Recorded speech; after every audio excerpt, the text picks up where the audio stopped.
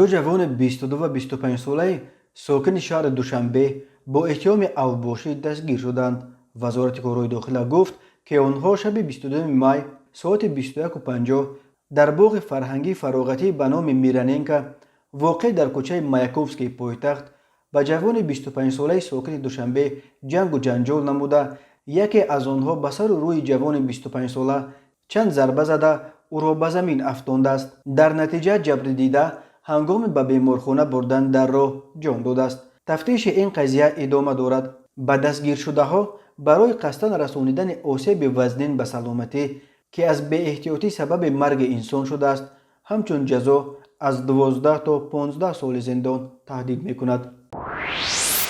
شب 26 مای ساعت 21:00 بر اثر برخورد دو ماشین اوپل زفیر و اوپل ویکترا در حدود جماعت دهات لاله‌زار نویه دنغره در چهارراه شاهراه دوشنبه کلوب دنغره طفل نوزاد نظرف مبارز نیکبختویچ سال تولدش 2021 ساکن نویه فرخور در جای حادثه به هلاکت رسیده.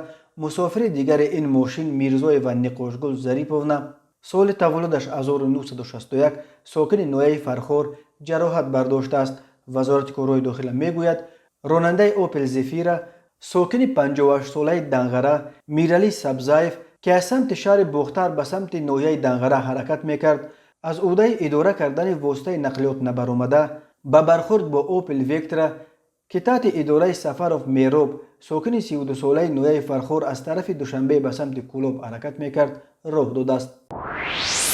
ساکن 28 ساله جماعت اسمت شریف نویه دنغره به آن متهم می شود که از روز 16 مای سه مرد 35, 34 و 28 ساله ساکنان نویه دنغره و وخش را همچون مردکار دعوت کرده در حدود دهه زاغانی جماعت دکانی شهر نورک به کارکرد غیر قانونی شیره کمال مشغول شده است.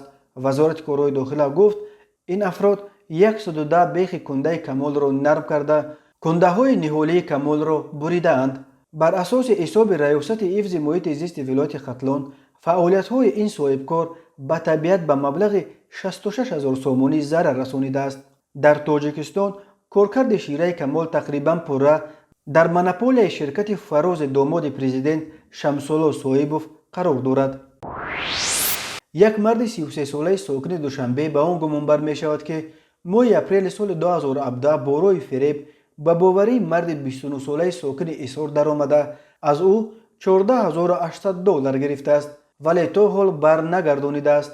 اینچنین مرد 34 ساله ساکن دوشنبه برای آن دستگیر شد که در دوام سالهای 2016-2019 با راه فریب به باوری زن 31 ساله ساکن شهر بوستان در آمده از او 217,000 سومانی گرفته به احتیاجات خود صرف کرده است و تا حال مبلغ گرفته‌اش را بر نگردانیده است.